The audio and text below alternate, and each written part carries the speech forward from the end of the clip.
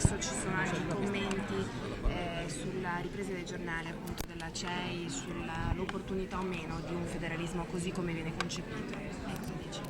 Beh, innanzitutto che i costi ancora non sono palesati, nel senso che il ministro Tremonti sta lavorando a questo. Quando vedremo i costi sapremo dire quale sarà il peso di questo federalismo fiscale, però voglio anche ricordare, senza alcuna nota di polemica, che la vera via di uscita è il federalismo fiscale, che come dice il Capo dello Stato è la vera assunzione di responsabilità per questo Paese. Nessun indulto mascherato per risolvere il problema del sovraffollamento delle carceri. No, io sto da parte del contratto sociale, del fatto che noi amministratori siamo delegati a rappresentare il popolo, quel popolo che vuole che lo stupratore o l'omicidia stia in carcere fino all'ultimo giorno a scontare la sua pena, che non ci siano code di pena scontate a casa, in giro per i bar o in giro per le città. La galera è rieducativa se si fa tutta la pena in galera. Il federalismo potrebbe poter dare anche alle regioni la possibilità di costruire nuove carceri? Beh, il federalismo dà un sacco di possibilità, non solo quelle di occuparsi delle carceri, ma penso anche di occuparsi delle leggi che mandano le persone in carcere.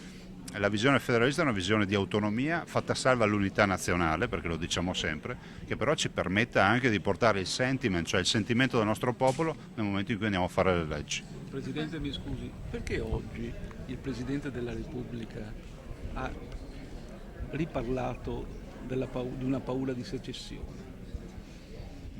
Il Presidente è il guardiano della Costituzione, è il garante della Costituzione, sa benissimo però che da parte nostra non c'è questo pericolo. Il movimento federalista è un movimento centripeto, non è centrifugo. La verità è che se non si danno risposte è ovvio che poi c'è sempre più fibrillazione. In contesti territoriali come quelli ad esempio delle regioni del nord, ma si potrebbe parlare anche delle regioni del sud, dove comunque l'autonomia e il federalismo ci permettono di dare risposte ai nostri cittadini. Presidente, avremo Miss Italia a Jesolo? Sicuramente sì, perché c'è Miss Italia. E sugli alpini invece ci consoliamo se non arriva Miss Italia con gli alpini ogni anno? Guarda, gli alpini a prescindere non vogliamo mescolare le due vicende, sono due dossier assolutamente distinti, però dico che rispetto agli alpini il Veneto si candida a 7 province, penso che ogni 7 anni una provincia potrebbe avere la sua adunata, se non ci sono candidati noi rispettiamo tutti, perché comunque abbiamo visto la bella organizzazione, faccio i complimenti a Bergamo, però noi siamo qui, siamo della partita e gli alpini sanno che il Veneto è casa loro.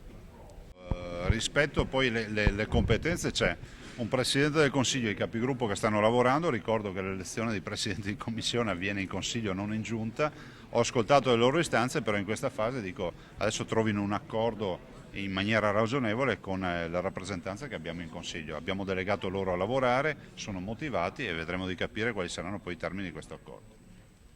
Grazie.